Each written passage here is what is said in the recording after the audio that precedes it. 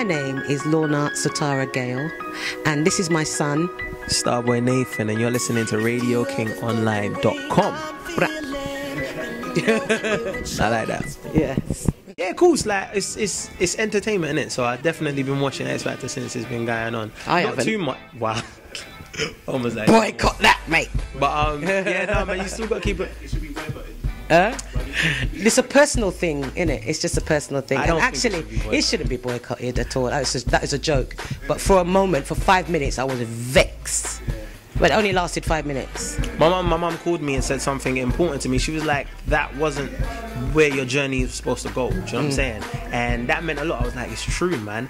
And the path that I'm on right now just feels 20 times better anyway. It feels it's organic. It's about people. It's about the people that are saying they saw me on the television show. They respect everything that I've done, and they're wishing me luck, and they're supporting, and it's organic support. It's not just people. It's not manufactured. And for me, that's 10 times more positive. So everything happens for a reason, man. It's been mad positive since the whole X Factor experience. A lot of people, the awareness is built up like 100%, to be honest, and it's been a lot of positive feedback, and a lot of things have been cleared up, because a lot of people thought I was a major artist, and I'm getting a lot of credit for the things that I've done independently. So it's been mad positive. To be honest with you, man, as an independent artist, I weighed up the pros and cons, and I was like, what have I got to gain and what have I got to lose?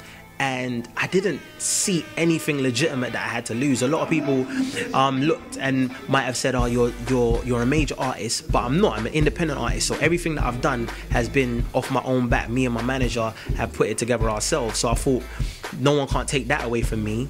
Plus, I thought to myself, what negatives can come out of it? A lot of people are like, I don't know, more proud of my situation than I am, and I feel like in order to get where I've got to go, I want to increase my people power, and the more people that know about my actual story and know about me as an artist, the better. Do you know what I'm saying? Instead of just settling for what I've already done, because a lot of people will be happy with what they've achieved if they've achieved what I have achieved, but me, I've got higher goals, so I just want to do anything I can to take it further and to reach out to more people, because music is about people. And I'd like to say also, if an opportunity comes your way, why not take it?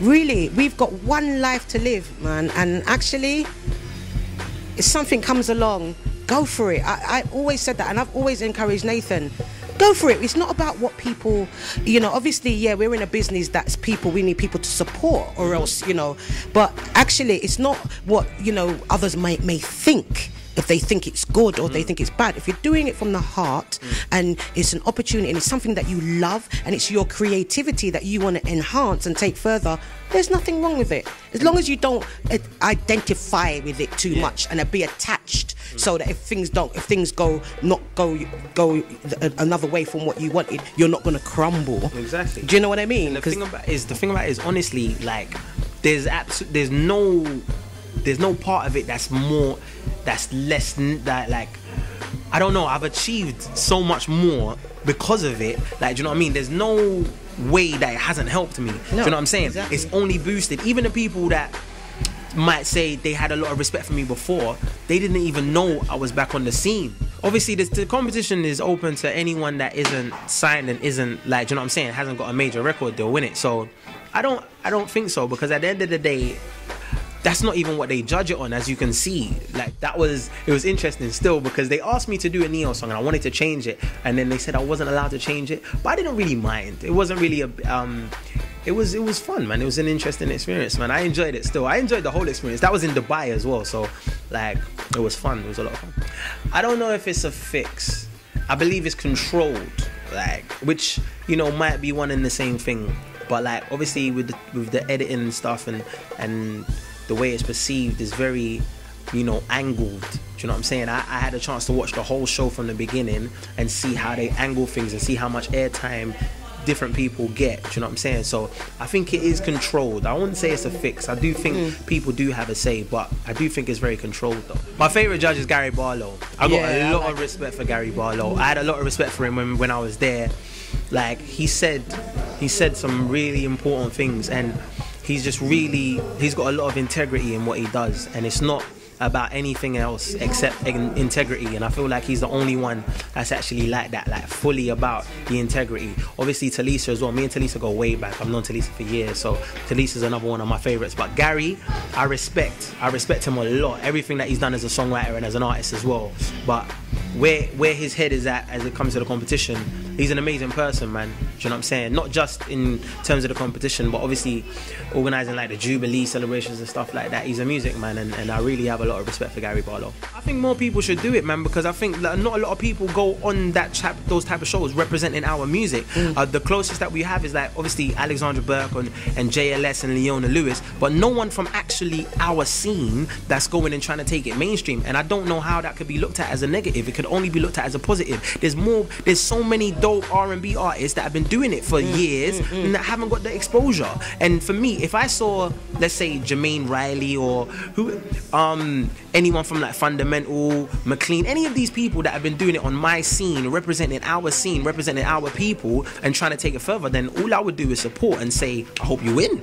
I'm gonna make sure I go hard for you to win, because we want to see our scene represented and represented well. So yeah, I think Narstie was just doing that for airtime. I've known Narstie since I was 15. Narstie came to my 15th birthday party, like that's like 10 years ago. Like, do you understand what I'm saying? So if Narstie really was, he was just doing it for views, innit? But that's not really a problem. Like, it's nothing in it. Do you know what I'm saying? And people will say what they want to say. Yeah, but even the fact that someone is making a video about me 3 months ago, would you have done that? It just proves the point. Do you understand what I'm saying? So the fact that people were able to build up an opinion put you in the forefront of people's minds. And if you've got positive attributes and positive things to say once you're in people's forefronts and in their minds, then it can only help. Because I'm not gonna go and be negative on camera and be negative to people. I'm only going to spread a positive message. So if you can put yourself in people's minds and then spread something positive, how could that be negative?